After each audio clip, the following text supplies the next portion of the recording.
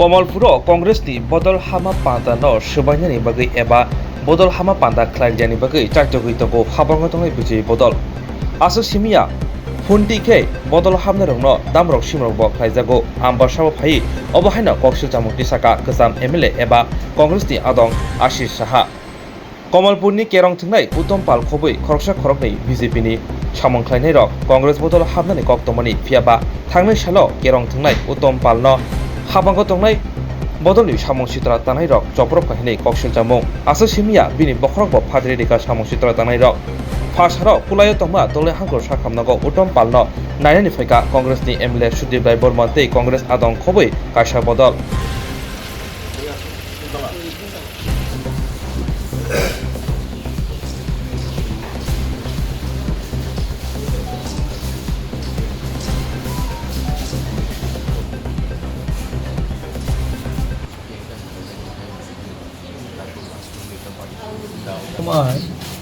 একটি যোগদান সভা ভারতীয় জাতীয় কংগ্রেস দলে যোগদান করার জন্য এই অঞ্চলের বিভিন্ন দল থেকে বিজেপি বা অন্যান্য দল থেকে যোগদান করার লক্ষ্যে আজকের দিনটি 9ই সেপ্টেম্বর হালাহুলিতে একটা কর্মসূচি ছিল।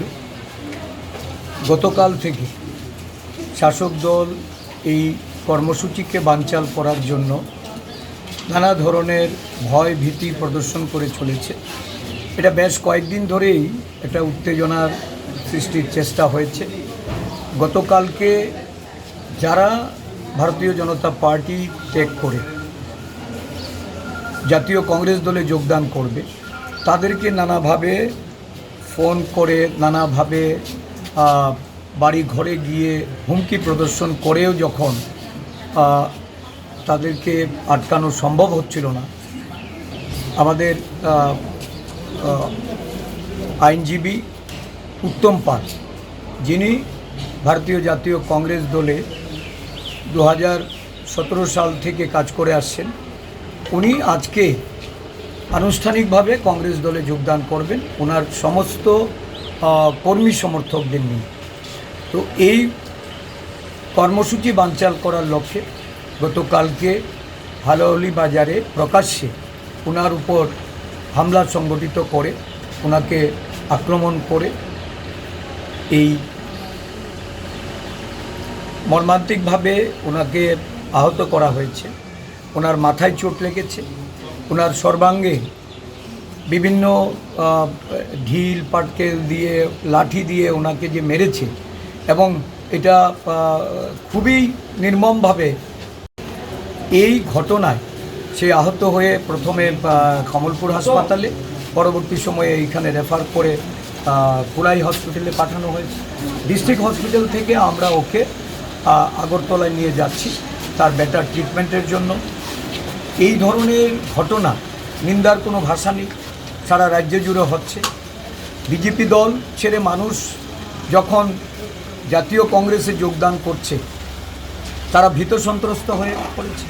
আগামী দিন যে সাধারণ নির্বাচন, এই নির্বাচনে বিজেপি বা শাসক দল নিশ্চিত পরাজয় জেনে তারা ভয়ভীতি সন্ত্রাসের মাধ্যমে মানুষকে ঠেকিয়ে রাখতে চাইছে। এই উত্তম পালে যাকে নির্মমভাবে আহত করে তাকে হাসপাতালে প্রেরণ করেছে, এই ঘটনায় আমরা পুলিশের সাহায্য চেয়েও পুলিশকে যথাসময়ে সেখানে পাওয়া যায়নি। আজকে হয়তো পুলিশ সঠিক সময়ে যদি সেখানে আসতো তাহলে এই ধরনের ঘটনা ঘটতো না। পুলিশ এই ঘটনার জন্য শাসক দলকে তারা ছুট দিয়েছে।